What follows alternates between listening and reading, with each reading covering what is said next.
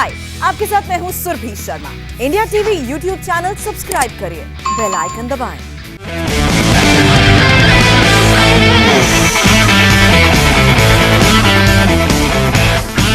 नमस्कार, आज की बात में आपका स्वागत है। आप जानते हैं आज पूरे दिन भर चर्चा रही नरेंद्र मोदी के मंत्रिमंडल में फेरबदल की। कौन मंत्री बनेगा, कौन नहीं बनेगा, और फिर यह बात तय हो गई है कि कल शाम 6 बजे नरेंद्र मोदी की दूसरी सरकार का पहला मंत्रिमंडल विस्तार होगा। नए मंत्रियों को शपथ दिलाई जाएगी। मेरे पास कुछ पक्की जानकारी है, निश्चित जानकारी है। मैं आपको बता सकता हूं कि नरेंद्र मोदी के कल मंत्रिमंडल का, नए मंत्रिमंडल का चेहरा कैसा होगा। कल जो मंत्रिमंडल बनेगा, आप नोट कर लीजिए, उसमें सबसे ज्यादा तवज्जो शेड्यूल कास्ट, शेड्यूल ट्राइब और ओबीसी वर्ग के नेताओं को दी जाएगी। 25 से ज्यादा मंत्री गरीब, पीड़ित, शोषित, वंचित समाज के होंगे। 25 से ज्यादा। नरेंद्र मोदी के कल के मंत्रिमंडल में आपको छोटी छोटी जातियों के नेता मंत्री बनते दिखाई देंगे। यादव, कुर्मी, मांझी जैसी 20 जातियों का समावेश आपको कल के मंत्रिमंडल में दिखेगा। आप कहेंगे कि यह ओबीसी सरकार है, यह पिछड़े, गरीब, वंचितों की सरकार है। ऐसे लोग मंत्री बनेंगे। कल जो मंत्रिमंडल का विस्तार होगा, उसके बारे में एक और बड़ी जानकारी आपको बता दूं। सारे राज्यों का, सारे रीजन्स का प्रतिनिधित्व होगा। काफी रिसर्च की गई है। उसके बाद एक एक मंत्री पद के लिए नाम तय किए गए हैं। जैसे उत्तर प्रदेश में पूर्वांचल, ब्रज, बुंदेलखंड सहित हर इलाके के नेताओं को मंत्री बनाया जाएगा। इसी तरह महाराष्ट्र के, कर्नाटक के, गुजरात के जो अलग अलग रीजन्स हैं, अलग अलग इलाके हैं, उनके लोगों को प्रतिनिधित्व दिया जाएगा। हर रीजन का रिप्रेजेंटेशन आपको कल के मंत्रिमंडल में देखने को मिलेगा। इस बार मंत्रिमंडल बनाने से पहले नरेंद्र मोदी ने बड़े पैमाने पर कंसल्टेशन किया, कई दिन तक तैयारियां की, गहन अध्ययन किया, एक एक व्यक्ति के बारे में जानकारी हासिल की, अलग अलग जातियों के बारे में, छोटे लोगों के बारे में, छोटी जातियों के बारे में जानकारी हासिल की। और अब मैं आपको यह कंफर्म खबर दे सकता हूं कि कल बनने वाले मंत्रिमंडल में यंग लोगों को जगह दी जाएगी। बड़ी संख्या में नौजवान आपको कल मंत्री बनते दिखाई देंगे। कल जब शपथ ग्रहण समारोह होगा तो उसमें आपको ऐसे चेहरे दिखाई देंगे जो पीएचडी हैं, डॉक्टर्स हैं, इंजीनियर्स हैं या सिविल सर्वेंट रह चुके हैं। कल जो मंत्रिमंडल बनेगा, उसकी एक और बड़ी खबर आपको बता दूं, राज्यों के अनुभवी नेताओं को जगह दी जाएगी। यह मेरे पास पक्की खबर है कि कई पूर्व मुख्यमंत्री इस मंत्रिमंडल में शामिल किए जाएंगे। बहुत सारे ऐसे नेता जो अलग अलग राज्यों में मंत्री रह चुके हैं, जिन्हें अनुभव है प्रशासन का, मंत्री रहने का, उन्हें भी कल बनने वाले मंत्रिमंडल में शामिल किया जाएगा। मैं एक और पक्की खबर आपको दे रहा हूं, वो ये कि कल बनने वाले मंत्रिमंडल में बहुत सारे नए नाम होंगे। लेकिन चौंकाने वाली खबर यह होगी कि बहुत सारे मंत्रियों को ड्रॉप किया जाएगा। बहुत सारे लोग जो आज मंत्री हैं, कल शाम को शपथ ग्रहण समारोह के बाद मंत्री नहीं रहेंगे। जिन्हें मंत्रिमंडल में शामिल किया जाना है, उनमें से कई नेताओं को आज फोन करके इन्फॉर्म किया गया। इसके बाद नेताओं का दिल्ली आना शुरू हुआ। कौन कौन मंत्री बन सकता है, कुछ नाम सामने आए। कुछ नाम तो बिल्कुल ऑब्वियस हैं, सब जानते हैं, अपेक्षित हैं, जिनका मंत्रिमंडल में शामिल किया जाना बिल्कुल तय है। जैसे ज्योतिरादित्य सिंधिया ने जिस दिन कांग्रेस छोड़कर बीजेपी ज्वाइन की थी, उसी दिन तय हो गया था कि वो मोदी सरकार में मंत्री बनेंगे। उन्होंने मध्य प्रदेश में एक बार फिर बीजेपी सरकार ये बनाने की मदद की थी। कांग्रेस तोड़ दी थी, इसका इनाम तो मिलना ही था। इस हिसाब से सिंधिया को बहुत पहले मंत्री बन जाना चाहिए था, लेकिन सिंधिया को लंबा इंतजार करना पड़ा। मध्य प्रदेश में सरकार बनने के तुरंत बाद कोरोना का प्रकोप छा गया, देश भर में लॉकडाउन लागू हो गया, बार बार मंत्रिमंडल का विस्तार टलता रहा। अब पिछले हफ्ते भर से सिंधिया के नाम की चर्चा है। आज सिंधिया ने उज्जैन में महाकाल के मंदिर में पूजा की। वो पिछले 3 दिन से मध्य प्रदेश के मालवा रीजन का दौरा कर रहे थे। आज उन्हें दिल्ली से फोन आया, दिल्ली आने के लिए कहा गया। सिंधिया ने राहत की सांस ली। दिल्ली पहुंचकर उन्होंने क्या कहा, यह भी आपको सुनवा देता हूं। अभी 3 दिवस के दौरे को समाप्त करके मैं अभी दिल्ली पहुंचा। कोई खबर होगी तो मैं आप लोगों को जरूर बीच में दौरा रद्द करके मैंने आपको कहा है कि कोई खबर होगी तो आपको जरूर बताऊंगा। अभी दौरा समाप्त करके मैं आया हूं। मैं श्रद्धांजलि देने के लिए और सांत्वना देने के लिए मालवा के 6 जिलों का दौरा समाप्त किया है। मैंने समाप्त करके मैं दिल्ली वापस आया। खबर होगी मैं महाकाल मंदिर तो हर साल जाता हूँ। महाकाल मंदिर तो हमारा है। दिल्ली से आने के लिए महाकाल मंदिर के दर्शन करना सौभाग्य है हर व्यक्ति के लिए।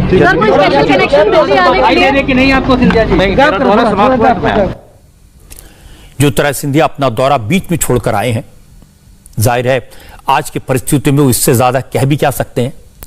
लेकिन मैं आपको इतना बता सकता हूं कि ज्योतिरादित्य सिंधिया मोदी सरकार का प्रमुख चेहरा होंगे। उनके पास कम्युनिकेशन, कॉमर्स, पावर और इंडस्ट्री जैसे मंत्रालयों का अनुभव है। मनमोहन सिंह की सरकार में राज्य मंत्री थे। नरेंद्र मोदी की सरकार में उन्हें कैबिनेट मिनिस्टर का दर्जा दिया जाएगा। एक और लीडर हैं जिनका कैबिनेट मिनिस्टर बनना तय है। जैसा मैंने आपको बताया कि कई मुख्यमंत्री आपको कल होने वाले मंत्रिमंडल में दिखाई देंगे। उनमें से एक हैं सर्बानंद सोनोवाल। सोनोवाल पिछले 5 साल असम के मुख्यमंत्री रहे थे। बीजेपी दोबारा चुनाव जीती, लेकिन इस बार बीजेपी ने 5 साल पहले कांग्रेस से आए हिमंता बिस्वा शर्मा को मुख्यमंत्री बनाने का वादा पूरा किया और सोनोवाल से उसी वक्त वादा किया गया कि उन्हें केंद्र में मंत्री बनाया जाएगा। सोनोवाल को आज दिल्ली से फोन गया, शाम को दिल्ली पहुंचे। सोनोवाल जानते हैं कि उन्हें मंत्री बनाया जाएगा, लेकिन वो ये भी जानते हैं इस वक्त बोलना मना है। सोनोवाल की उम्र 58 साल की है, लेकिन अनुभव काफी है। छात्र राजनीति का अनुभव है, असम में बीजेपी के अध्यक्ष रहने का अनुभव है, केंद्र में खेल राज्य मंत्री रहने का अनुभव है और फिर असम के मुख्यमंत्री का। तो नरेंद्र मोदी ने कल बनने वाले मंत्रिमंडल में ऐसे अनुभवी नेताओं को शामिल करने का फैसला किया है। ये मोदी के लिए बहुत काम के हैं। और जैसा मैंने आपको बताया, रीजन्स का नॉर्थ ईस्ट नरेंद्र मोदी के लिए हमेशा प्राथमिकता रहा है। सोनोवाल नरेंद्र मोदी की सरकार में नॉर्थ ईस्ट का चेहरा होंगे। एक और फॉर्मर चीफ मिनिस्टर जिनका मंत्री बनना तय है, नारायण राणे। नारायण राणे को भी आज फोन गया, दिल्ली बुलाया गया, वो पहुंच भी गए। नारायण राणे भी वो नेता हैं जिन्हें बहुत वक्त पहले वादा किया गया था कि केंद्र में मंत्री बनाया जाएगा। हालांकि नारायण राणे की इच्छा तो महाराष्ट्र का मुख्यमंत्री बनने की है, लेकिन वहां तो वैकेंसी नहीं है। महाराष्ट्र में अगर बीजेपी की सरकार बनती भी है, जब भी बने, तो देवेंद्र फडणवीस ही मुख्यमंत्री होंगे। इसलिए नारायण राणे को केंद्र सरकार में एडजस्ट किया गया है, लेकिन उनका मुख्यमंत्री रहने का अनुभव और दूसरी बात, वो महाराष्ट्र में कोंकण रीजन से आते हैं। और जैसा मैंने आपको कहा कि अलग अलग रीजन्स को रिप्रेजेंटेशन कल के मंत्रिमंडल में दिखाई देगा। नारायण राणे उसी का एक उदाहरण है। राणे दिल्ली पहुंच चुके हैं, लेकिन वो कुछ बोल नहीं रहे हैं। वो जानते हैं कि बोलना खतरनाक है। उन्होंने सिर्फ इतना कहा कि कोई खबर होगी तो जरूर बताऊंगा, कंफर्म होने दीजिए। विशेष कुछ होगा तो जरूर बताएंगे। आपको कोई छुपा सकते हैं क्या? कुछ बात छुपा नहीं सकते। कुछ वक्त मुझे दो, मैं आपसे बात करूँ। आपका भी नाम है जो लिस्ट बन रही है, नाम है तो कंफर्मेशन होने देना। कंफर्म नहीं है, आपको अभी कंफर्म नहीं है सर।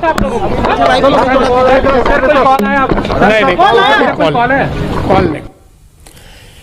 इस बार मंत्रिमंडल बनाते समय नरेंद्र मोदी ने अलग अलग रीजन्स का, अलग अलग इलाकों का की स्टडी की, रिसर्च किया और उसके बाद लीडर्स के नाम तय हुए। नारायण राणे को अनुभव है शिवसेना से लड़ने का। वो ओरिजिनली शिवसेना में थे, शिवसेना के शाखा प्रमुख से और शिवसेना की सरकार में मुख्यमंत्री तक बनने का अनुभव उनके पास है। फिर वो कांग्रेस में शामिल हो गए। कांग्रेस ने उनसे वादा किया था कि उन्हें महाराष्ट्र का मुख्यमंत्री बनाया जाएगा। जब उन्हें लगा कि कांग्रेस अपना वादा पूरा नहीं करेगी, तो नारायण राणे बीजेपी में शामिल हो गए। और यह बात सितंबर 2017 की है। तो उन्हें भी सरकार में जगह पाने में काफी इंतजार करना पड़ा है। लेकिन महाराष्ट्र में वोट की राजनीति में और चोट की राजनीति में नारायण राणे का कोई जोड़ नहीं।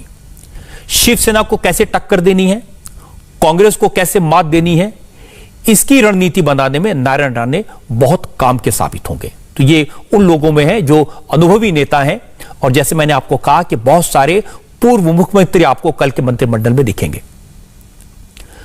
अनुभव के साथ साथ मोदी नए ऊर्जा से भरे नौजवान नेताओं को मौका देंगे। कल बनने वाले मंत्रिमंडल में आपको यंग फेसेस, यूथ बहुत सारे दिखाई देंगे। बंगाल के 2 नौजवान नेताओं की मैं नाम आपको बता सकता हूं, पूरी उम्मीद है इनके मंत्री बनने की। शांतनु ठाकुर, इनको मोदी उनकी मेहनत का नाम दे सकते हैं। शांतनु ठाकुर मतुआ समाज के बड़े नेता हैं, सिर्फ 38 साल के हैं। इस वक्त बनगांव लोकसभा सीट से बीजेपी के एमपी हैं। पश्चिम बंगाल में 70 सीटें ऐसी है विधानसभा की जिन पर मतुआ समाज का असर है। शांतनु ठाकुर समाज सुधारक हरिश्चंद्र ठाकुर के परिवार से आते हैं और मतुआ समाज में हरिश्चंद्र ठाकुर का बहुत सम्मानित स्थान है। आपको याद होगा जब मोदी बांग्लादेश के दौरे पर गए थे तो मतुआ समाज के तीर्थ स्थान का दौरा किया था और उस पूरे दौरे की रूपरेखा शांतनु ठाकुर ने बनाई थी। अब लग रहा है कि मोदी शांतनु ठाकुर को अपनी सरकार में जगह देंगे। यूथ हैं और एक जाति विशेष को रिप्रेजेंट करेंगे, यह बड़ा ध्यान में रखा गया है। बंगाल में बीजेपी ने भले सरकार न बनाई हो, लेकिन बीजेपी के विधायकों की संख्या 3 से 7 तक पहुंच गई। तो यह शांतनु ठाकुर जैसे नौजवान नेताओं की मेहनत से संभव हो पाया। इसलिए नौजवानों को कैबिनेट में जगह मिलनी चाहिए, मंत्रिमंडल में उनकी जगह होगी। बंगाल में तो इलेक्शन हो चुके, लेकिन उत्तर प्रदेश में चुनाव सिर पर है, इसलिए नरेंद्र मोदी कैबिनेट विस्तार में यूपी का खास ख्याल रखा गया है। यूपी में बीजेपी के नेताओं के अलावा छोटे सहयोगी दलों को तवज्जो मिल सकती है। जैसा मैंने आपको बताया कि बड़ी संख्या में शेड्यूल कास्ट, शेड्यूल ट्राइब और ओबीसी नेताओं को कल के मंत्रिमंडल में जगह मिलेगी। 25 से ज्यादा ऐसे लीडर होंगे जो ओबीसी हैं, शेड्यूल कास्ट हैं, शेड्यूल ट्राइब हैं, जो आपको कल मंत्री बनते दिखाई देंगे। अपना दल सोनेवाल की नेता अनुप्रिया पटेल के मंत्री बनने की खबर है। एक एग्जाम्पल है, अनुप्रिया पटेल युवा भी हैं, पिछड़ी जाति की भी हैं, पहले भी मोदी सरकार में मंत्री रह चुके हैं। उन्हें स्वास्थ्य और परिवार कल्याण राज्य मंत्री बनाया गया था, तो अनुभव है, अच्छी ओरेटर है। अनुप्रिया 2 बार लोकसभा का चुनाव जीत चुकी हैं और उत्तर प्रदेश में कुर्मी समाज से आती हैं, जिनकी यूपी में करीब 7% की आबादी है। और सबसे अहम बात यह है कि अनुप्रिया पटेल जिस समाज से आती हैं, उस समुदाय का यूपी के 16 जिलों में असर है। अब चूंकि पिछले हफ्ते अनुप्रिया को दिल्ली बुलाया गया था, उन्होंने अमित शाह से मुलाकात की थी, तो यह लगभग तय माना जा रहा है कि अनुप्रिया पटेल को एक बार फिर नरेंद्र मोदी के मंत्रिमंडल में जगह मिल सकती है। छोटी जातियों का मैं जिक्र कर रहा था, यूपी से राजभर समुदाय को मोदी की कैबिनेट में जगह मिल सकती है, इसके संकेत मिले हैं। यूपी बीजेपी के नेता सकलदीप राजभर को मंत्री बनाया जा सकता है। सकलदीप राजभर राज्यसभा के मेंबर हैं। सकलदीप राजभर यूपी के राजभर समुदाय से आते हैं और जैसा मैंने आपको कहा कि अलग अलग जातियों को, कम से कम 20 ऐसी जातियां आपको कल के मंत्रिमंडल में देखने को मिलेगी जिन्हें रिप्रेजेंटेशन दिया जाएगा। राजभर जाति वो है जो यूपी की राजनीति में काफी असर रखती है। राजभर वोटर्स उत्तर प्रदेश के 19 जिलों की 142 विधानसभा सीटों पर निर्णायक भूमिका में माने जाते हैं। मोदी यूपी के जातिगत समीकरण को ध्यान में रखेंगे। उत्तर प्रदेश के ब्राह्मण नेता अजय मिश्रा के मंत्रिमंडल में शामिल होने की खबर है। अजय मिश्रा लखीमपुर खीरी से बीजेपी के एमपी हैं, 2 बार लोकसभा का चुनाव जीत चुके हैं और इससे पहले यूपी विधानसभा के मेंबर थे। 2014 से लोकसभा के सदस्य रहे हैं।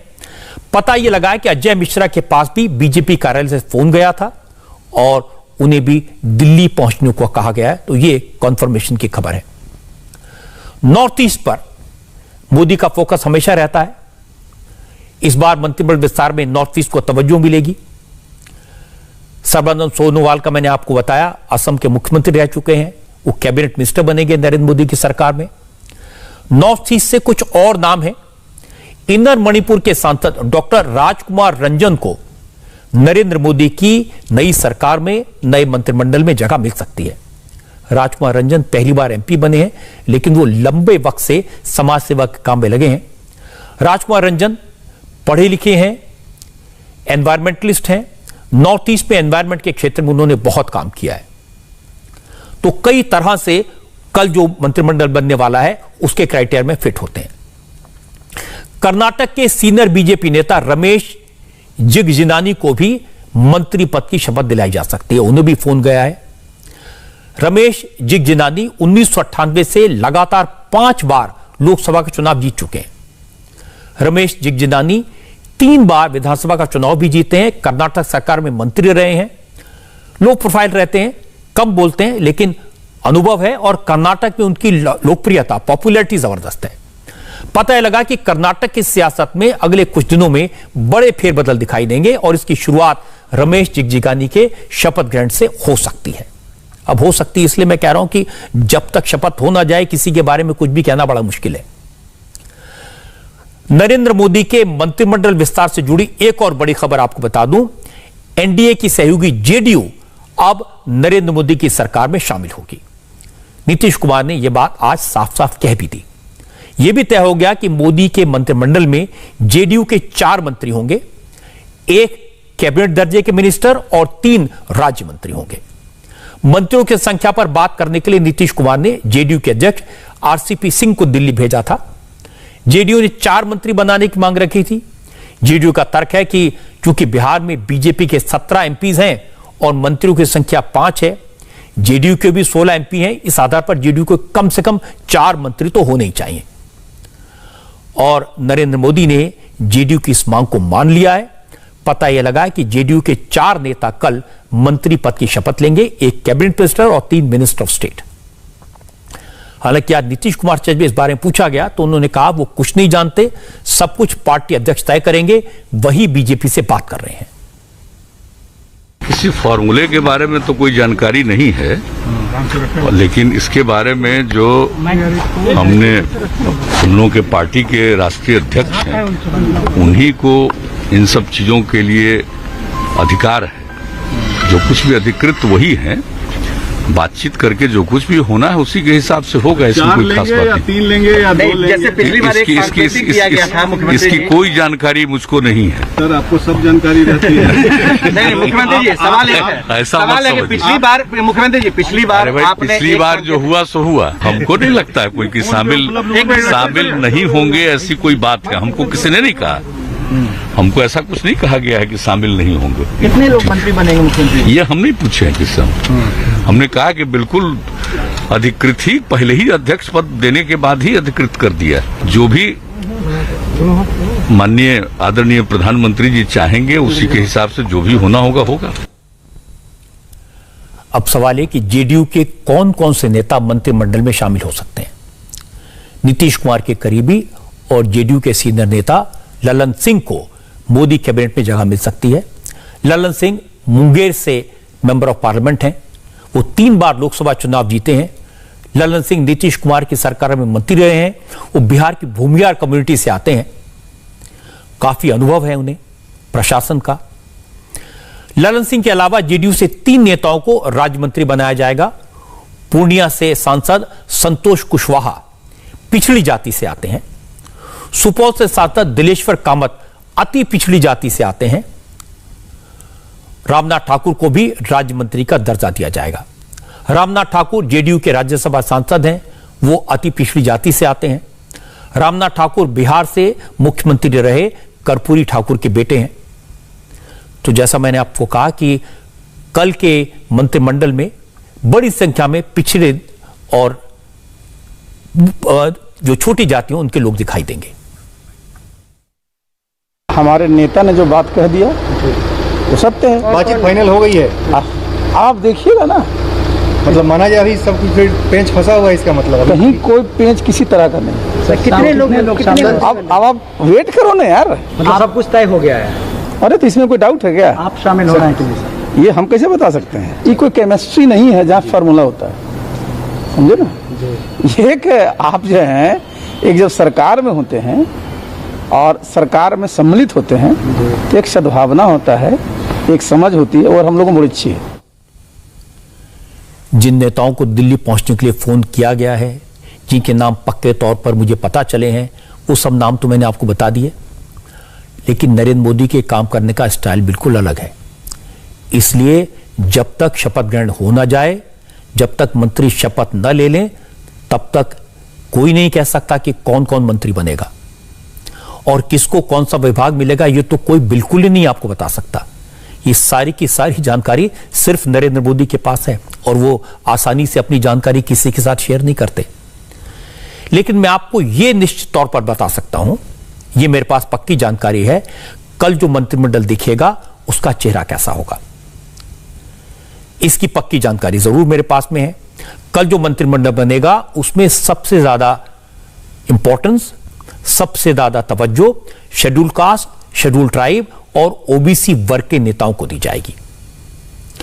25 से ज्यादा मंत्री गरीब, पीड़ित, शोषित, वंचित समाज के होंगे।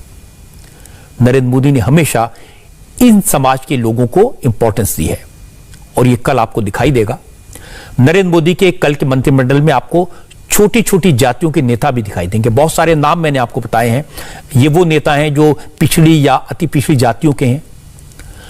यादव, कुर्मी, मांझी, ऐसी 20 जातियों का समावेश आपको नरेंद्र मोदी के मंत्रिमंडल में दिखेगा। कल जो मंत्रिमंडल का विस्तार होगा उसमें सारे राज्यों का, सारे रीजन्स का प्रतिनिधित्व होगा। कुछ राज्यों का मैंने आपको बताया, महाराष्ट्र के कैसे रीजन्स का होगा, कर्नाटक के किन रीजन्स का होगा, उत्तर प्रदेश में जैसे पूर्वांचल है, ब्रिज है, बुंदेलखंड है। तो इन हर इलाके के नेताओं को मंत्री बनाया जाएगा और एक एक नाम पर काफी मेहनत की गई है। सोच विचार के ये नाम इन रीजन से ढूंढे गए हैं। इस बार के मंत्रिमंडल में फेरबदल से पहले नरेंद्र मोदी ने बड़े पैमाने पर कंसल्टेशंस किया था। आपने देखा कि उन्होंने अमित शाह से, राजनाथ सिंह से, नितिन गडकरी से, निर्मला सीतारमण से कई बार बात की। पार्टी के अध्यक्ष जेपी नड्डा से कई राउंड की उनकी बातचीत हुई। इन सब नेताओं का अनुभव, इन सब नेताओं की जानकारी नरेंद्र मोदी ने हासिल की, लेकिन फैसला तो वो सिर्फ खुद करते हैं। मैं आपको कंफर्म जानकारी दे सकता हूं कि कल बनने वाले मंत्रिमंडल में यंग लोगों को जगह दी जाएगी। कल जब शपथ ग्रहण समारोह होगा तो उसमें आपको ऐसे चेहरे दिखाई देंगे जो पीएचडी हैं, डॉक्टर्स हैं, इंजीनियर्स हैं, सिविल सर्वेंट रह चुके हैं। बहुत सारे प्रोफेशनल, बहुत सारे टेक्नोक्रेट्स आपको कल बनने वाले मंत्रिमंडल में दिखाई देंगे। तो एक तरफ तो छोटी जातियों का समीकरण, नौजवानों का समीकरण और दूसरी तरफ एफिशिएंसी, अनुभव। कल जो मंत्रिमंडल बनेगा उसमें राज्यों में जिन नेताओं को शासन प्रशासन का अनुभव है उनको जगह दी जाएगी। मेरे पास पक्की खबर है और कुछ नाम तो मैंने आपको बताए भी हैं। पूर्व मुख्यमंत्रियों को नरेंद्र मोदी के मंत्रिमंडल में शामिल किया जाएगा। बहुत सारे ऐसे नेता जिन्हें राज्यों में मंत्री रहने का अनुभव है उन्हें भी मंत्रिमंडल में जगह मिलेगी। एक और पक्की खबर आपको दे रहा हूं, कल बनने वाले मंत्रिमंडल में बहुत सारे नए नाम होंगे। कुछ नाम मैंने आपको बताए हैं, कुछ और नाम सामने आएंगे, लेकिन पक्के तौर पर कोई नहीं कह सकता। क्यों नहीं कह सकता? इसकी वजह नरेंद्र मोदी ने 2 साल पहले खुद बताई थी। दूसरी बार प्रधानमंत्री पद की शपथ लेने के पहले ही मोदी ने बीजेपी के एमपी से कहा था, अगर कोई कहे पीएमओ से बोल रहा हूं तो एक बार क्रॉस चेक जरूर कर लेना। 2 चीजों से बचना चाहिए, एक छपास और दूसरी दिखाश। छपने का जो मोह होता है वो, और टीवी पे दिखने का जो मोह होता है, इससे अगर बच के चलते हैं तो हम बहुत कुछ बचा सकते हैं। खुद को तो बचा सकते हैं, औरों को बचा सकते हैं। मैं इतना हैरान हूं जी, आजकल लोग झूठे फोन करते हैं। मैं पीएमओ से बोल रहा हूं, आपका नाम तय हो गया, आप दिल्ली आ जाइए। देखिए जी, ऐसा कुछ नहीं होता है जी। ये कोई अगर आपको सुना दे तेरा तो तय है और वो तुझे करवा देगा, वो मिला, कुछ होना नहीं है जी। जो कुछ भी होगा, जो नॉर्म्स तय होते हैं, नॉर्म्स के आधार पर होता है। न कोई अपना है न कोई पराया है। जो जीत कर गए सारे मेरे हैं, मेरे लिए कोई फर्क नहीं पड़ता है। दायित्व तो बहुत कम लोगों को दे सकते हैं, और इसलिए कृपा करके कोई पहुंच जाए कि मेरा तो खास है, चलो कर देता हूं, चक्कर में मत पड़ना भाई। अखबार में टीवी में आ जाए तो उसको फोन कर, भाई बंद कर दो, तुम मेरी इज्जत खराब कर रहे हो। और इसलिए कृपा करके शपथ समारोह तक मेहरबानी करके इन चीजों में कोई भरोसा मत करना। और आपको फोन आ भी जाए ऑफिशियल जब आए, तब भी वेरीफाई कीजिए। नरेंद्र मोदी ने 2 साल पहले जो बात कही थी वो आज भी शब्दशः सही है। मोदी के अलावा कोई नहीं जानता उनके मंत्रिमंडल में किसको शामिल किया जाएगा और किसको कौन सा विभाग दिया जाएगा। वो जमाना चला गया जब मंत्री बनाने के लिए लॉबिंग की जाती थी। कहीं इंडस्ट्री की लॉबी, कहीं मीडिया की लॉबी, कहीं समाज के दूसरे इन्फ्लुएंशियल वर्गों की लॉबी। मंत्री कौन बनेगा इस पर यह लॉबियां असर डालती थी। बड़े बड़े नेता अपने फेवरेट्स को मंत्री बनवाने में सफल हो जाते थे और फिर लोगों को बताते मैंने इनको मंत्री बनवा दिया। लेकिन नरेंद्र मोदी ने इन सारी मान्यताओं को बदल दिया है। मोदी का काम करने का तरीका अलग है। जैसे आज ही 8 राज्यों में नए गवर्नर बने, किसी को कानो कान खबर नहीं थी। कैबिनेट का विस्तार और बीजेपी के संगठन में बदलाव, ये चीजें एक दूसरे से जुड़ी हैं, इसीलिए बहुत दिनों से इनके ऊपर काम हो रहा था। बहुत सारे मंत्री हैं जिन्हें 1.5 साल पहले मंत्रिमंडल में जगह मिल जानी चाहिए थी, लेकिन पहले कोविड, फिर लॉकडाउन, फिर पश्चिम बंगाल के चुनाव, किसी वजह से यह बदलाव टलता रहा। असल में जब भी नरेंद्र मोदी मंत्रिमंडल का बदलाव करते हैं तो सारे समीकरण को ध्यान में रखते हैं। अब एक तो यह कि किस किस से वादा किया गया था। जैसे सिंधिया जब बीजेपी में आए थे उनसे वादा किया गया था। सोनोवाल की जगह हिमंता को मुख्यमंत्री बनाया गया तो उनसे वादा किया गया था। फिर इस बात का ध्यान रखा जाता है कि किस राज्य से कितने मंत्री होंगे, किस रीजन से कितने मंत्री होंगे। उन राज्यों पर ज्यादा ध्यान देना होगा जिनमें चुनाव होने हैं। आने वाले दिनों में 7 राज्यों में चुनाव होने हैं। वहां के जातिगत समीकरण को ध्यान में रखना पड़ेगा। उत्तर प्रदेश के चुनाव सामने हैं, वहां ओबीसी लीडर्स का प्रभाव काफी है। यूपी में कई दिन से कहा जा रहा है कि ब्राह्मणों की उपेक्षा हो रही है, तो इन सब बातों का ध्यान रखा गया है। फिर राज्यों में अलायंस पार्टनर्स हैं। यूपी में अनुप्रिया पटेल, संजय निषाद को साथ रखना जरूरी है। इसके बाद सवाल आता है कि दूसरे राज्यों में अलायंस पार्टनर्स का, जैसे बिहार में जेडीयू को शामिल करना, और जेडीयू ने भी अति पिछड़ा वर्ग के लोगों को मंत्री बनाने के लिए नाम दिए हैं। जेडीयू को शामिल करने का प्रेशर इसलिए भी है कि अकाली दल और शिवसेना जैसे 2 बड़े अलायंस पार्टनर मोदी का साथ छोड़ चुके हैं। लेकिन ये सब बातें गौण हैं। नरेंद्र मोदी के लिए इन सारी बातों से ऊपर 2 और बातें हैं, एफिशिएंसी और क्लीन इमेज। करप्ट इमेज वाले और बड़बोले नेताओं के लिए मोदी सरकार में कोई जगह नहीं है। इसलिए नरेंद्र मोदी का मंत्रिमंडल जब बन रहा है तो उनकी कोशिश है पढ़े लिखे लोगों को मंत्री बनाने की। प्रोफेशनल्स हैं, इंजीनियर्स हैं, डॉक्टर्स हैं, उनको जगह देने की। इसलिए कल जब मंत्रिमंडल का विस्तार होगा तो उसमें टेक्नोक्रेट भी दिखाई देंगे, फॉर्मर ब्यूरोक्रेट भी दिखाई देंगे। नरेंद्र मोदी किसको मंत्री बनाएंगे, किसको कौन सा विभाग देंगे, ये कोई भी निश्चित तौर पर नहीं कह सकता जब तक वो खुद इन नामों का ऐलान न कर दें। नरेंद्र मोदी से पहले जब भी मंत्रिमंडल का विस्तार होता था तो बहुत सारी खबरें बाहर आती थी। बड़े उद्योगपति, प्रभावशाली लोग अपने लोगों को मंत्री बनवाते थे और उनके नाम एडवांस में बता भी देते थे, जता देते थे कि मैंने इनको मंत्री बनाया। लेकिन मोदी ने मंत्रिमंडल बनाने के इस तरीकों को बदल दिया है। लेकिन नरेंद्र मोदी के तरीकों को देखें तो कुछ संकेत जरूर मिल जाते हैं। जैसे आज उन्होंने जब नए गवर्नर्स के नामों का ऐलान किया तो इस बात के संकेत मिले कि उनकी top priority OBC, schedule caste और शेड्यूल ट्राइब्स के नेताओं पर है। आज 8 राज्यों में नए राज्यपालों की नियुक्ति की गई। सबसे बड़ा नाम है थावरचंद गहलोत का। बीजेपी के कद्दावर दलित चेहरा थावरचंद गहलोत को कर्नाटक का राज्यपाल बनाया गया है। थावरचंद गहलोत राज्यसभा में सदन के नेता हैं। नरेंद्र मोदी की सरकार में समाज कल्याण मंत्री हैं। Thawarchand Gehlot BJP parliamentary board के मेंबर भी हैं, यानी बहुत इंपॉर्टेंट जगह है। लेकिन आज जब नए गवर्नर्स के नामों का ऐलान हुआ तो थावरचंद गहलोत का नाम देखकर हैरानी हुई। थावरचंद गहलोत कल सभी पदों से इस्तीफा देकर दिल्ली से बेंगलोर जाने की तैयारी करेंगे। राज्यपाल के दायित्वों का कर्तव्यनिष्ठा और ईमानदारी से कठोर परिश्रम करके दायित्व निर्वहन करूंगा। जो भी बातें सामने आएगी उनको संवैधानिक मर्यादाओं में विचार विमर्श करके हल करने का प्रयास उस समय करता रहूँगा। मैं भारतीय जनता पार्टी की प्राथमिक सदस्यता से और जो अन्य दायित्व मेरे पास है उनसे, राज्यसभा के सदस्यता से और सामाजिक न्याय और अधिकारिता मंत्री पद से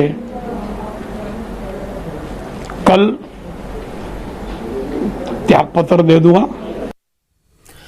थावरचंद गहलोत के गवर्नर बनने से 3 पद खाली होंगे। एक तो कैबिनेट मिनिस्टर की जगह खाली होगी, राज्यसभा में बीजेपी के लीडर का पद खाली होगा, और फिर जो बीजेपी की हाईएस्ट बॉडी है उसमें एक जगह खाली हो जाएगी। थावरचंद गहलोत के अलावा हरिबाबू को मिजोरम, मंगूभाई पटेल को मध्य प्रदेश, राजेंद्र अर्लेकर को हिमाचल प्रदेश का राज्यपाल बनाया गया है, पीएस श्रीधरन पिल्लई को गोवा, सत्यदेव नारायण आर्य को त्रिपुरा का राज्यपाल बनाया गया है, रमेश बैस को झारखंड और बंडारू दत्तात्रेय को हरियाणा का राज्यपाल बना दिया गया है। 90 में मैं पहली बार विधायक बना और बाद में ऐसा एक चेयरमैन भी बना, बाद में राज्य कक्षा का मिनिस्टर बना, बाद में मैं कैबिनेट मंत्री बना, डेप्यूटी स्पीकर बना और कार्यकारी स्पीकर भी बन के अभी मेरे को राज्यपाल की जो जिम्मेवारी राष्ट्रपति जी ने दी है उसका मैं बहुत आभारी हूँ। नरेंद्र मोदी ने जब भी गवर्नर्स की अपॉइंटमेंट की है उनका क्राइटेरिया रहा है शेड्यूल कास्ट, शेड्यूल ट्राइब और ओबीसी नेताओं को प्रेफरेंस देना। नरेंद्र मोदी ने अपने कार्यकाल में एससी, एसटी और ओबीसी गवर्नर्स का एक रिकॉर्ड बना दिया है। आज जो लिस्ट जारी हुई उसमें 3 एससी, 1 एसटी और 5 ओबीसी लीडर्स हैं। इसी तरह महिलाओं को गवर्नर बनाने भी मोदी ने रिकॉर्ड बनाया है। 2014 से लेकर अब तक 8 महिलाओं को गवर्नर बनाया गया है, जिसमें से 5 एससी, एसटी, ओबीसी और 2 माइनॉरिटी कम्युनिटी से हैं। जवाहरलाल नेहरू के पूरे कार्यकाल में 3 महिलाओं को गवर्नर बनाया गया था, सरोजिनी नायडू, पद्मजा नायडू और नेहरू जी की बहन विजयलक्ष्मी पंडित। राजीव गांधी जब प्रधानमंत्री थे तो 3 महिलाओं को गवर्नर बनाया गया था, कुमुदबेन जोशी, रामदुलारी सिन्हा और सरला ग्रेवाल। नरसिम्हा राव के कार्यकाल में 2 महिलाओं को गवर्नर बनाया गया, शीला कौल और राजेंद्र कुमारी वाजपेयी को। मनमोहन सिंह के 10 साल के कार्यकाल में 6 महिलाओं को गवर्नर बनाया गया, प्रतिभा पाटिल, प्रभा राव, मार्गरेट अल्वा, कमला बेनीवाल, उर्मिला सिंह और शीला दीक्षित। नरेंद्र मोदी ने 7 साल के कार्यकाल में 8 महिलाओं को गवर्नर बनाया। उनके नाम भी आपको बता देता हूं, मृदुला सिन्हा, द्रौपदी मुर्मू, नजमा हेपतुल्ला, आनंदीबेन पटेल, बेबी रानी मौर्य, अनुसुईया उड़के, टी सुंदरराजन और किरण बेदी। तो ये नरेंद्र मोदी का रिकॉर्ड है महिलाओं को तवज्जो देने का, ओबीसी को तवज्जो देने का, एससी, एसटी को चेहरा देने का। और जैसा मैंने आपको बताया, ये बदलाव आपको कल बनने वाले मंत्रिमंडल में भी दिखाई देगा।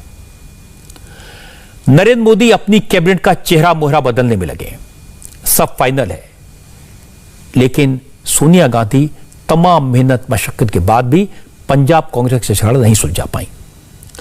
नवजोत सिंह सिद्धू और कैप्टन अमरिंदर सिंह के बीच तलवारें खींची हुई हैं और कोई भी तलवार म्यान में रखने को तैयार नहीं है। आज एक हफ्ते में दूसरी बार कैप्टन अमरिंदर सिंह को दिल्ली बुलाया गया। कैप्टन साहब ने सोनिया गांधी से मुलाकात की। कैप्टन साहब 10 जनपद पहुंचते इससे पहले प्रियंका गांधी सोनिया से मिलने पहुंच गई और उन्होंने सिद्धू के साथ हुई मीटिंग से बाद हुए डेवलपमेंट की जानकारी उन्हें दी। प्रियंका सिद्धू के लिए बैटिंग कर रही हैं। प्रियंका के जाने के बाद कैप्टन सोनिया से मिलने पहुंचे। दोनों नेताओं के बीच 1 घंटे तक बात हुई। सोनिया गांधी से मुलाकात के बाद कैप्टन ने कहा कि सरकार के कामकाज और संगठन के बारे में बात हुई। जो कमियां हैं उन्हें ठीक करने के लिए सोनिया गांधी जो फैसला करेंगी उसे मानेंगे। लेकिन जब कैप्टन से पूछा गया कि क्या वो सिद्धू को पार्टी में बड़ा रोल देने को तैयार हैं, इस पर कैप्टन ने कहा कि सिद्धू के बारे में क्या होगा यह उन्हें नहीं मालूम। मैं आया था हमारे कांग्रेस प्रेसिडेंट को मिलने और मैं उनसे मिला हूँ। कई बातें थी हमारी इंटरनल मैटर्स पार्टी की हमारे पंजाब के डेवलपमेंट की, वो सारी बातें मेरे उनसे हुई हैं। एंड आई हैव जो फैसला कांग्रेस प्रेसिडेंट करेंगे as far as Punjab party is concerned और whatever other political activity, we are all geared up to take full action on जो भी वो चाहेंगे। तो we have no problem Punjab के साथ। Punjab is totally geared up for the coming elections and जो भी फैसला कांग्रेस पार्टी में do on anything the Congress president, we are all ready for it. I do not know anything about Sidhu साहब। मैं तो हमारी सरकार का काम है और वो मैं आके प्रेसिडेंट से डिस्कस किया है और हमारे पॉलिटिकल इशू भी डिस्कस किए हैं। एंड जो भी फैसला होगा यहाँ से ऑन एनीथिंग, पार्टी का हो किसी चीज़ का भी हो, वो हम पूरा उस पर अमल करेंगे जो हमारे कांग्रेस प्रेसिडेंट चाहते हैं। कैप्टन के साथ उनके कई सपोर्टर्स नेता भी दिल्ली पहुंचे हैं और जिस वक्त कैप्टन अमरिंदर सिंह सोनिया गांधी से मुलाकात कर रहे थे उस वक्त भी पंजाब कांग्रेस के नेताओं की बयानबाजी जारी थी। पंजाब सरकार के प्रवक्ता राजकुमार विक ने कहा, बातचीत, मीटिंग, बयानबाजी सब होता रहता है, लेकिन यह तो तय है कि कांग्रेस को जीत कैप्टन अमरिंदर सिंह के नाम और उनके चेहरे पर मिली थी, इसलिए कैप्टन के नाम पर कोई समझौता नहीं हो सकता। पंजाब का पिछला चुनाव कैप्टन की लीडरशिप में हुआ और अगले इलेक्शन में भी अमरिंदर सिंह ही कांग्रेस के कैप्टन होंगे। आज के बाद किसी भी तरह की कोई परेशानी नहीं रहेगी और सब लोगों ने ये फैसला किया है कि कांग्रेस हाईकमान जो भी कोई आदेश जारी करेगा वो सबके ऊपर लागू होगा और उसको सब मानेंगे। और आज के दिन के बाद जितने विरोधी हैं और जितनी भी विरोधाभास ये खबरें हैं, इन सबको विराम लगेगा। यहाँ पे सोशल बैलेंस बनाने की बात है, वो हाईकमान कर रहा है कि यहाँ जहाँ अलग अलग लोग हैं, कहाँ कहाँ हमारी कमियाँ रह गई है। आपको सिद्धू प्रदेश अध्यक्ष मंजूर होंगे? मुझे हर शख्स वो मंजूर होगा जो सोनिया गांधी की जुबान से डिक्लेयर होगा। क्या कैप्टन अमरिंदर सिंह का नेतृत्व जारी रहेगा? क्या वहाँ पर परिवर्तन होता है वो आप लोगों को मंजूर होगा? अमरिंदर सिंह का कोई परिवर्तन ना हुआ है ना होगा। कैप्टन अमरिंदर सिंह के फेस पे हम सब ने इलेक्शन लड़ी है, कैप्टन अमरिंदर सिंह के नाम पे हमने इलेक्शन लड़ी है और हम सब जो 22 भी उनके नाम पर ही लड़ा जाएगा। 22 का फैसला सोनिया गांधी करेंगे, वो जो फैसला करेंगे हम सबको मंजूर है। आज के बाद कलह आपको लगता है पूरी तरह से खत्म हो जाएगी? बिल्कुल खत्म हो गई और विरोधियों के मुंह पे टेप हो गई। ये कह रहे हैं कि विरोधियों के मुंह पर टेप लगा, लेकिन टेप तो नहीं लगा। कैप्टन और सिद्धू दोनों अपनी पूरी ताकत लगा रहे हैं, एक दूसरे पर हमले का जवाब देने का कोई मौका नहीं छोड़ रहे। आज जब कैप्टन दिल्ली पहुंचे तो नवजोत सिंह सिद्धू ने अपना काम शुरू कर दिया। सिद्धू ने एक के बाद एक 6 ट्वीट करके बिजली का मुद्दा उठाया, पंजाब में पार परचेज एग्रीमेंट को रद्द करने की मांग की और सिद्धू ने लिखा, जब तक पिछली सरकार द्वारा किए गए समझौते को रद्द नहीं किया जाता तब तक मुफ्त बिजली के खोखले वादों का कोई मतलब नहीं है। 300 यूनिट मुफ्त बिजली सिर्फ एक कल्पना है। अब एक ही रास्ता है, बिजली कंपनियों से पुराने करार को रद्द किया जाए और इसके लिए विधानसभा में प्रस्ताव पारित किया जाए। सिद्धू ये दिखाने की कोशिश कर रहे हैं कि पंजाब में बिजली संकट के लिए जितने बीजेपी और अकाली दल जिम्मेदार हैं, उससे कम जिम्मेदारी कैप्टन अमरिंदर सिंह की नहीं है। कैप्टन ने पार के क्षेत्र में कुछ नहीं किया, इसलिए हालात बिगड़े। सिद्धू के साथ उनके गुट के दूसरे कांग्रेस नेता भी कैप्टन पर उंगली उठा रहे हैं।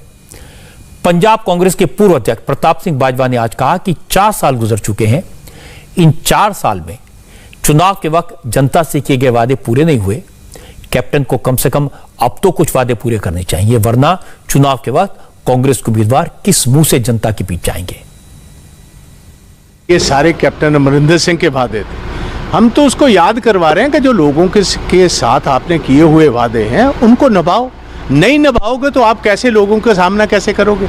आपका विद्रोह होगा, गांव में आपको कोई घुसने नहीं देगा, जैसे बीजेपी के लीडरों को पंजाब हरियाणा में कोई घुसने नहीं देता। आपने गुटखा साहब हाथ पर रखकर कसम उठाई हुई है, अगर पूरे नहीं करोगे तो कैसे लोग जाएंगे, कैसे हम इलेक्शन लड़ पाएंगे, आपके एमएलए अपने इलेक्टेड को कैसे फेस कर पाएंगे?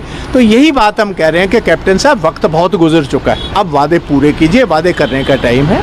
तो यही हम पार्टी हाईकमांड को कह रहे हैं कि ये आप इंश्योर कीजिए, ये सारी बातें इनको अब करनी ही हो। अफसरशाही का बहुत वहाँ जोर चल चुका है और ये अफसरों ने एक जैसे गवर्नर का राज है वैसे चल रहा है। कांग्रेस के वर्कर की या एमएलए की तो कोई सुनवाई नहीं है। तो इतनी देर तो कैप्टन साहब जो मैं समझता हूँ कि उन्होंने सुनवाई की नहीं, अब थोड़ा सा उठे हैं, देखिए अब क्या करते हैं। बाजवा साहब की बात सुन के ऐसा लग रहा है जैसे विरोधी दल का कोई नेता बोल रहा हो, कांग्रेस का नहीं। और पंजाब कांग्रेस के नेताओं में ऐसी जुबानी जंग नॉन स्टॉप चल रही है। सिद्धू के गुट को कैप्टन के सपोर्टर्स ने बिना देर किए करारा जवाब दिया। कांग्रेस के एमपी रवनीत सिंह बिट्टू ने सिद्धू को चुप रहने की नसीहत दे दी। बिट्टू ने कहा कि सिद्धू पार्टी हाईकमान से अपनी बात कह रहे हैं, अब अगर हाईकमान के फैसले का इंतजार नहीं कर सकते तो उन्हें पार्टी छोड़ देनी चाहिए।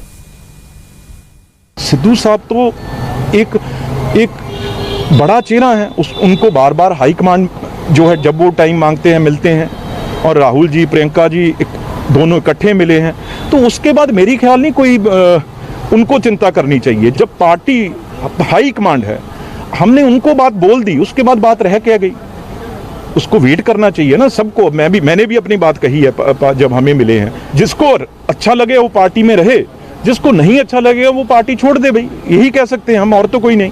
तो पार्टी के अंदर रह के लेकिन पार्टी का नुकसान करना, डैमेज करना, वो कहीं ना कहीं कोई हो, चाहे मैं हूं, तो इसके लिए सख्त कार्रवाई होनी चाहिए। पार्टी हाईकमांड और कैप्टन अमरिंदर सिंह जो बहुत एक सीनियर लीडर हैं, उंगलियों पे गिने होंगे 10 लोग हैं आज हमारे जो पार्टी में बचे हैं, क्योंकि एज फैक्टर भी होता है और भी चीज़ें हैं, तो उसमें वो आते हैं। आप सोच सकते हैं भी उनके बगैर कोई पार्टी फैसला लेगी?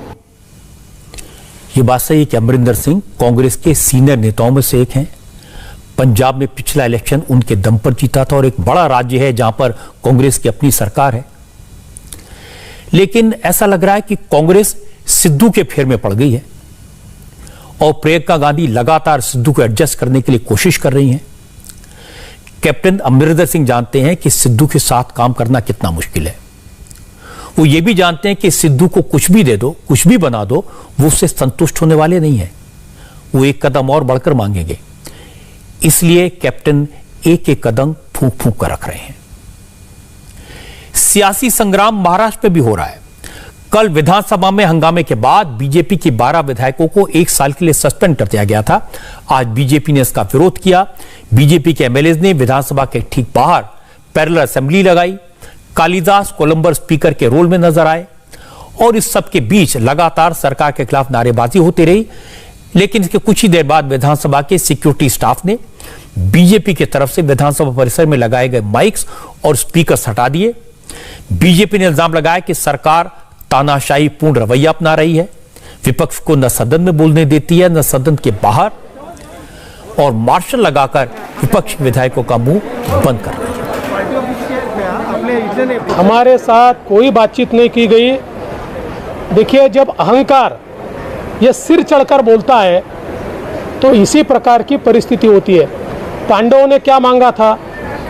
केवल 7 गांव मांगे थे, लेकिन सुई के नोक जितनी भी जगह नहीं देंगे, इस प्रकार से जब दुर्योधन कहता है तो अहंकार चरम सीमा पर होता है। वही दुर्योधन का अहंकार आज इस सरकार में हमको दिखाई पड़ता है, और इसलिए हमसे किसी ने बातचीत नहीं की और कोई भी हमारे से बातचीत करने के लिए नहीं आया। सरकार ने कोई पहल नहीं की, क्योंकि इस सरकार को विपक्ष चाहिए ही नहीं। ये तो आपातकाल की मानसिकता लेकर जन्मी हुई सरकार है। ही गोष्टी तुमच्या करता सोडतो, तुम्ही ठरवायचं दुर्योधन कोण, दुःशासन कोण, भीष्म पितामह कोण, कर्ण कोण, हे तुम्ही ठरवायचं। बीजेपी विधायकों के सस्पेंशन को लेकर आज शिवसेना, एनसीपी और कांग्रेस ने ज्वाइंट प्रेस कॉन्फ्रेंस की। चीफ मिनिस्टर उद्धव ठाकरे के साथ deputy chief minister Ajit Pawar और कांग्रेस लीडर बालासाहब थोराट मौजूद थे। उद्धव ने कहा कि बीजेपी को विधानसभा में ऐसा नहीं करना चाहिए था, उनका जो रवैया था वो ठीक नहीं था। विपक्ष विरोध कर सकता है, लेकिन लक्ष्मण रेखा तो खींचनी ही होगी। 2 बातें इसमें हो सकती हैं। एक तो सरकार को अस्थिर करने की कोशिश, जो हमेशा उनकी नाकामयाब रही है, आज भी नाकामयाब रही। और दूसरी बात ऐसी है कि समाज के बारे में उनके मन में जो एक जहर है वो बाहर आ गया। वो नहीं चाहते कि समाज को हम मतलब वो न्याय दे या इनको न्याय मिले। और इसीलिए जब समाज को न्याय देने की बात हमने फ्लोर पे लाई तो इन्होंने विरोध किया, और विरोध नहीं किया, लेकिन जो भी नहीं करना चाहिए था वो किया, ताकि विषय कहीं और चला जाए। सीएम साहब आज अपोजिशन ने कहा कि जो कुछ बाहर हुआ है आज जो कुछ बाहर अपोजिशन ने किया है, क्योंकि सरकार की तरफ से उनसे संवाद साधने की कोशिश नहीं हुई, कोई उनसे मिलने नहीं आया, कोई बातचीत नहीं। बात ऐसी है कि हम जो भी कुछ कहे वो झूठ है, और जो भी कुछ कहे वो सच है। ऐसी कोई बात किसी ने लिखी हुई नहीं है। हमने हमारा काम किया, हमारा कर्तव्य किया, पता नहीं उनका कर्तव्य क्या है। इसके बाद उद्धव ठाकरे ने एक और बड़ी बात कही, क्योंकि पिछले कुछ दिनों में शिवसेना और बीजेपी के नेताओं की दूरियां कम होने की बात हो रही थी। इसलिए उद्धव से सवाल पूछा गया, क्या शिवसेना बीजेपी के साथ जा सकती है? इस पर उद्धव ने कहा, अभी तो शिवसेना कांग्रेस और एनसीपी के साथ है। दिवसांपासून जी चर्चा सुरू आहे वेगवेगळी महाविकास आघाडी कारण की वेगवेगळी चर्चा सुरू आहे। मी या दोघांच्या मध्ये निघायचं म्हटलं तर कुठच्या बाजूने निघू ते सांगा। चर्चा सुरू झाली आहे की तुमची जी पंतप्रधानांबरोबर भेट झाली त्यानंतर तुमची आणि भाजपाची जवळीक वाढलेली आहे आणि काहीतरी होऊ शकतं भविष्यामध्ये, आणि हे सरकार अहो 30 वर्ष एकत्र राहून काही नाही झालं तर असल में पिछले कुछ दिनों से जिस तरह से शिवसेना और बीजेपी के नेताओं के बयान आए तो ये अटकलें लगनी शुरू हो गई थी कि शिवसेना क्या वापस बीजेपी के साथ आएगी। कांग्रेस और एनसीपी के नेताओं के मन में भी शक पैदा हो गया था। इसलिए आज उद्धव ठाकरे अजित पवार और बाला साहब थोराट को एक साथ लाए और उनके साथ मिलकर प्रेस कॉन्फ्रेंस की। मकसद था संदेश दिया जाए कि महाराष्ट्र विकास अघाड़ी में कोई दरार नहीं है। फिलहाल एक ब्रेक, और ब्रेक के बाद नरेंद्र मोदी के मंत्रिमंडल को लेकर एक और बड़ी खबर मैं आपको बताऊंगा, ब्रेकिंग न्यूज जिसे आप कह सकते हैं। नरेंद्र मोदी सरकार के मंत्रिमंडल को लेकर एक और बड़ी खबर मैं आपको बता दूं, नरेंद्र मोदी ने एक नया मंत्रालय बनाने का फैसला किया है। मोदी सरकार में मिनिस्ट्री ऑफ कॉरपोरेशन, एक नई मिनिस्ट्री बनाई जाएगी, नया मंत्रालय होगा मिनिस्ट्री ऑफ कॉरपोरेशन। और यह भी अभी जानकारी मिली है कि सरकार ने यह ऐतिहासिक फैसला कर लिया है, मिनिस्ट्री ऑफ कॉरपोरेशन का गठन किया होगा और यह मंत्रालय कोऑपरेटिव सोसाइटीज के बीच समन्वय का काम करेगा। जो कोऑपरेटिव सोसाइटी हैं उनके बीच में कोऑर्डिनेशन का काम यह करेगा और कोऑपरेटिव सोसाइटीज को बढ़ावा देने का, उनके उत्थान का काम यह मंत्रालय करेगा। इस मंत्रालय का विजन है सहकार से समृद्धि। तो यह बड़ी खबर है, एक नई मिनिस्ट्री बनेगी जिस मिनिस्ट्री का नाम है मिनिस्ट्री ऑफ कॉरपोरेशन। एक और चेतावनी देने वाली और सावधान करने वाली खबर आपको बता दूं, कुछ तस्वीरें आपको दिखा देता हूं। कोरोना का खौफ खत्म हो गया है, यह गलती भारी पड़ सकती है, कोरोना की थर्ड वेव का कारण बन सकती है। यह सही है कि पिछले एक महीने में लगातार कोरोना के केसेस कम हो रहे हैं, लेकिन 24 घंटों में देश भर में 34,703 नए केसेस सामने आए हैं। कोरोना से रिकवरी रेट 97%, 97% को पार चुका है। पूरे देश में कोरोना के 4,84,000 एक्टिव केसेस बचे हैं। ये सारी बातें सही हैं, ये अच्छी खबरें हैं, लेकिन इसका मतलब ये नहीं कि कोरोना चला गया है। आज जो तस्वीर मैंने देखी उन्हें देखकर लगा कि कोरोना का खतरा और ज्यादा बढ़ सकता है, क्योंकि अब लाखों लोग बिना मास्क के बेवजह घरों से निकल रहे हैं। कोई हिल स्टेशन की तरफ तफरीक के लिए जा रहा है, कोई मार्केटिंग के लिए घर से निकल पड़ा है, जिसे कुछ खरीदना नहीं है फिजूल में ही बाजार में घूम रहा है। हालत यह कि शिमला, मनाली, सोलन, नैनीताल जैसे हिल स्टेशंस पर सारे होटल्स फुल हो गए हैं, कमरे नहीं मिल रहे। इन शहरों के बाजारों में पांव रखने की जगह नहीं। पिछले एक महीने में 7 लाख लोग इन पहाड़ों पर घूमने पहुंचे। कुछ दिन पहले हॉस्पिटल्स के बाहर मरीजों की लाइन दिखा रही थी, ऑक्सीजन के सिलेंडर के लिए लोग दौड़ भाग रहे थे, लंबी लाइनें लगी थी, लेकिन इतनी जल्दी लोग सब भूल गए। अब पहाड़ों पर गाड़ियों की एंट्री की लाइनें हैं, और अगर इसी तरह का माहौल कुछ दिन और रहा, लोग सावधान नहीं हुए, जिम्मेदारी नहीं समझी, कोविड प्रोटोकॉल को फॉलो नहीं किया, तो हो सकता है फिर से देश में कोरोना की एक और लहर आ जाए। आप इस तक जो तस्वीरें देख रहे हैं वो हिमाचल के मनाली की हैं, लोग गर्मियों की छुट्टियों में आमतौर पर मनाली, कुल्लू जैसे हिल स्टेशन पर जाते हैं, लेकिन पिछले 1.5 साल से कोरोना की वजह से सैर सपाटे को लेकर पाबंदियां थी, लोग घरों में बंद थे। लेकिन 14 जून को जैसे ही हिमाचल प्रदेश की सरकार ने टूरिज्म को लेकर कोरोना की बंदिशें खत्म की, ये कहा गया कि अब तो ट्रैवल करते वक्त RT-PCR की नेगेटिव रिपोर्ट भी नहीं चाहिए, तो ऐसा लगा जैसे पहाड़ों पर लोगों की बाढ़ आ गई। और जो लोग हिमाचल आए उनमें से ज्यादा के चेहरे पर मास्क नहीं थे। सोचिए अगर इनमें से कोई कोरोना संक्रमित हुआ तो वो कितने लोगों को बीमारी बांट सकता है। हिमाचल के पहाड़ों पर कितनी भीड़ है इसका अंदाजा इस बात से लगाइए कि पिछले 3 हफ्ते में हिमाचल प्रदेश में 3 लाख से ज्यादा गाड़ियों की एंट्री हुई और 1 महीने से कम वक्त में 7 लाख टूरिस्ट हिमाचल के शिमला, मनाली, धर्मशाला, डलहौजी जैसी टूरिस्ट डेस्टिनेशन पर पहुंचे। सोलन में तो पहाड़ों पर गाड़ियों की लंबी लंबी लाइनें दिखाई दे रही हैं। मनाली में एंट्री करने के लिए कई घंटों की वेटिंग है। 2 दिन पहले हिमाचल में 80,000 से ज्यादा सैलानी पहुंचे हैं। लोगों का कहना है कि घर बैठे बैठे परेशान हो गए थे, लॉकडाउन की वजह से एग्जॉस्ट हो गए थे। उत्तर भारत में भयंकर गर्मी पड़ रही है, इसलिए कुछ दिन हिल स्टेशन पर आए हैं।